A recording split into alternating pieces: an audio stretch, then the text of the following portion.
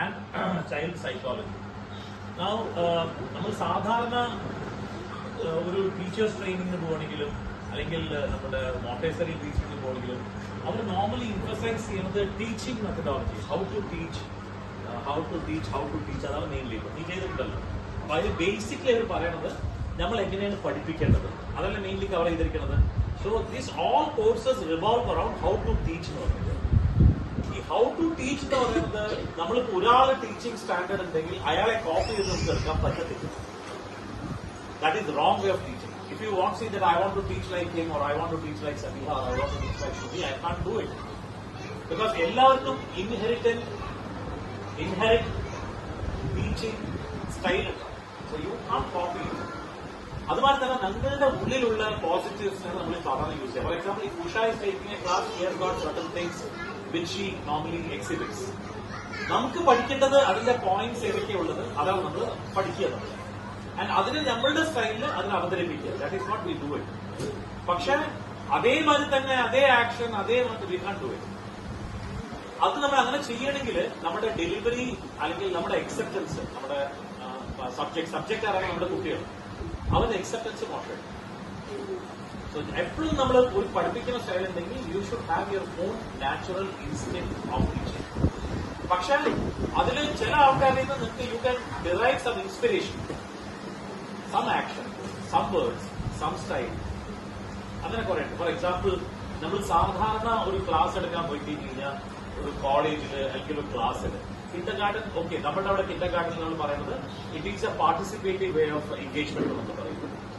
Participative way of engagement എന്ന് പറഞ്ഞു കഴിഞ്ഞാൽ we participate with the children. അപ്പൊ ആ ചിൽഡ്രൻ നമ്മുടെ ക്ലാസ്സിൽ 15 കുട്ടികളുണ്ടെങ്കിൽ 12 കുട്ടികളുണ്ടെങ്കിൽ we ensure that all the 12 students needs to be touched. എല്ലായിടത്തും നമ്മൾ സംസാരിക്കുക, എല്ലാവരുടെ പെരുമാറുക, എല്ലാവരുടെ വന്നിട്ട് പെർഫോം ചെയ്യാൻ പറയുക, നമ്മൾ ചെയ്യാറുണ്ടല്ലോ, പേരൻസ് ചെയ്യാറുണ്ട്. But when you are taking A school or when you taking class in A class room method, first bench, second bench, third bench, നിങ്ങൾ കണ്ടിട്ടുണ്ടോ കോളേജിലും സ്കൂളിലൊക്കെ പോയി കഴിഞ്ഞാൽ ഈ പിള്ളേർ കയറി വന്നവർ ആദ്യം പോണത് അവസാനത്തെ ബെഞ്ച് പോയി മിക്കവാറും. പ്രിഫറബ്ലി നമ്മുടെ ഇപ്പൊ സിനിമ കാണാൻ പോകണമെങ്കിൽ ഏറ്റവും അവസാനത്തെ സീറ്റിൽ പോയിരിക്കും. അതേമാതിരി തന്നെ ക്ലാസ് നടക്കുമ്പോൾ വിമാനം അവസാനത്തെ സീറ്റിൽ പോയിരിക്കും.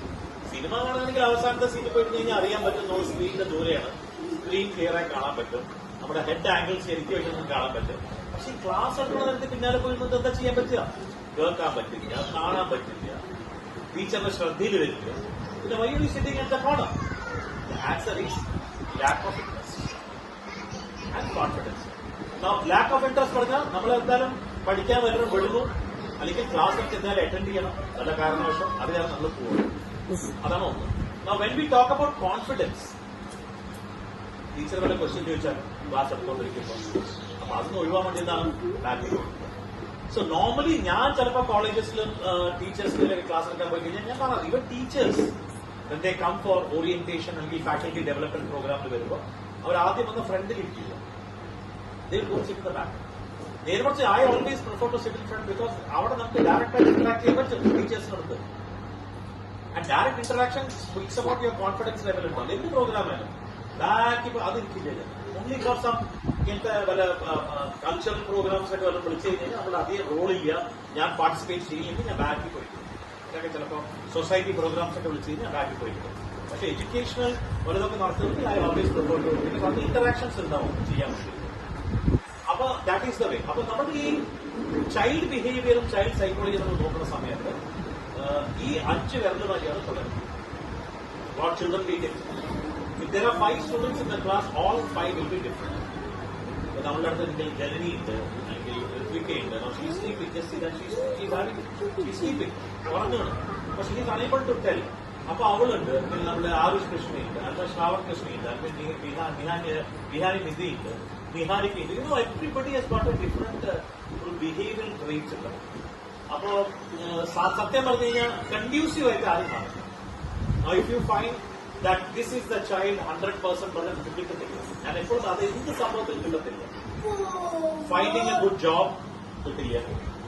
അതിൽ 50% നല്ല കാര്യങ്ങളുണ്ടാവും, 50% മോശം. ഫൈൻഡിങ് എ ഗുഡ് ഹസ്ബൻഡ് ഞാൻ എപ്പോഴും പറയാറുണ്ട് കിട്ടില്ല. 50% ആ ഹസ്ബൻഡിന്റെ തെറ്റുകളുണ്ടാവും, 50% അതിൽ നല്ലതുണ്ടാവും. അതുപോലെ ഫൈൻഡിങ് എ ഗുഡ് ചിൽഡ്രൻ എന്ന് പറഞ്ഞു കഴിഞ്ഞാൽ നമ്മൾ ചിൽഡ്രന്റെ ഉള്ളിൽ 50% മോശം ഉണ്ടാവും, 50% നല്ലതുണ്ടാവും. ആസ് എ പേരന്റ് നിങ്ങൾ ഏതാ പിടിക്കുന്നത് അത് നിങ്ങളുടെ മുകളിലാണ്. അതേമാതിരി നമ്മുടെ ഈ കുട്ടികളുടെ studying about child behaviour psychology 50% അവരുടെ കാര്യങ്ങൾ മോശമായിട്ടായിരിക്കും. മോശം പറഞ്ഞു കഴിഞ്ഞാൽ which is not acceptable to a normal standard. പക്ഷെ next 50% what you talking about they are okay, satisfactory എന്ന് പറയാൻ പറ്റും. അപ്പൊ ആസ് എ ടീച്ചർ നമ്മുടെ first and foremost thing what we have to understand is that we should not criticize children. You should not divide the children. ഇത് നല്ല കുട്ടികളാണ്, ഇത് മോശം കുട്ടികളാണ്, ഇത് നല്ല പെട്ടെന്ന് വരുന്നതാണ്, ഇത് മോശം പെട്ടെന്ന് വരുന്നതാണ്. ഇവരെ പേരൻസ് നന്നായി സംസാരിക്കും, അവരെ പേരൻസ് മോശമായി സംസാരിക്കും. ആസ് ഫാർ എസ് ചൈൽഡ് നിങ്ങളുടെ പ്രൊഫഷണൽ ടീച്ചറാണ്. You will never. For you people, for we people, children are children, they are sick. As I told you, they may have good qualities, they may have bad qualities.